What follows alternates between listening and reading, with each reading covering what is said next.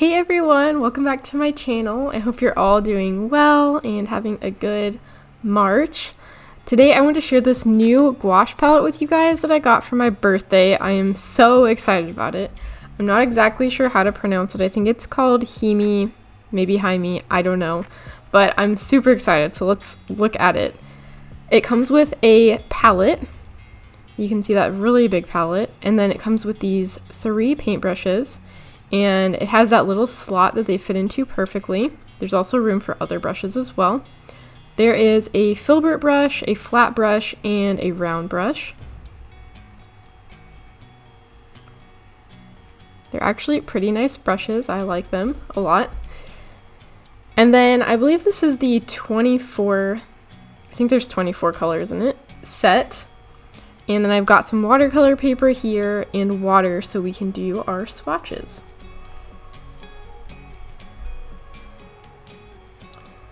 So first off, I am going to take all the paint out, and I realized after I did this that I hadn't written down the names, so I had to look up the list of the color names because I wanted to have them on my swatches paper so I can refer back to them. So keep that in mind if you get these paints that the lids, after you take them off, it's really difficult to see the names if you stack them like I did. I just put them all in a pile and then I realized, oh, I forgot to write down the names. So there is a list online that you can find if you need to. But then I was also able to write them in the order that I wanted. So I actually wrote them names after I had put all my paints back into the container. And that way I could write them in the order that I had them in their box. So this process wasn't the most fun. It did take a little bit of time, and there was one, I think it was the red, that was really hard to get off, and it took kind of a while. But I really love how these are all in their own little container. The wells are really cute. This container is very fun and colorful. So this isn't the most fun process, but once you're done, and you don't have to do it again. And then all of your paints are ready to use. And this lid, so for the container, the lid actually fits on pretty tightly. I have made sure to keep it stored flat, which I would recommend, just because there is a little bit of room, like they could spill into each other or spill onto the lid and it could make a big mess. So keep it flat. I also don't keep the palette in there just because it fits really tightly with the palette.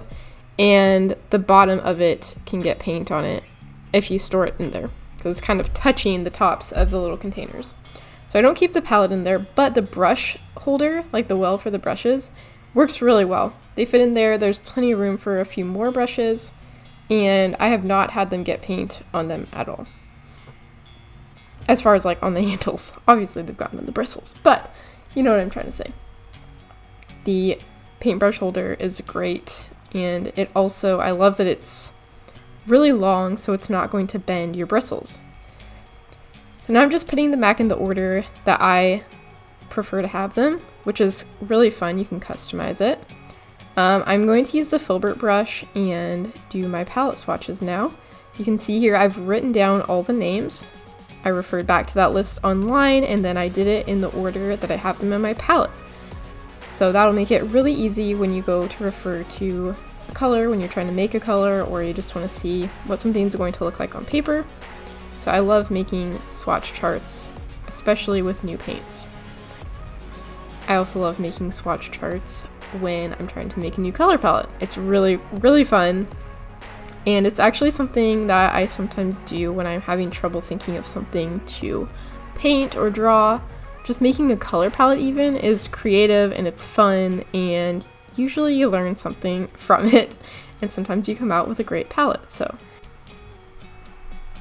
And also, sometimes just creating the palette itself and seeing certain colors together can get you out of that like funk where you're having trouble thinking of where to start, and just seeing the color on the paper and seeing how the colors play together can give you some ideas on its own.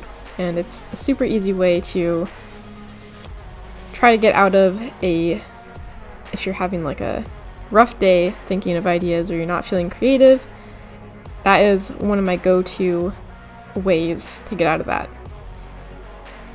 So I'm going to turn on some tunes and let you guys watch the swatching video. I will see you at the end.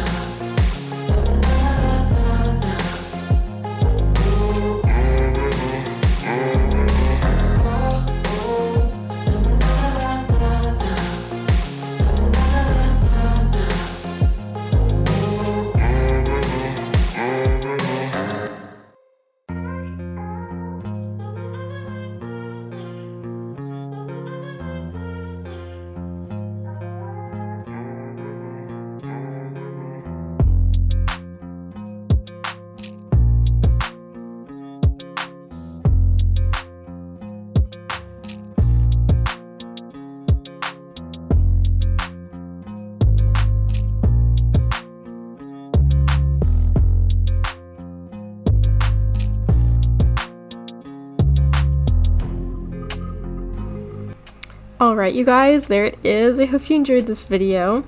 I would love to know down below what your favorite medium is and also what your favorite color is. My favorite color lately has been like oranges and yellows, and I love the oranges and yellows that came in this palette. I hope you all have a great week, and I will see you soon for the next video. Bye guys!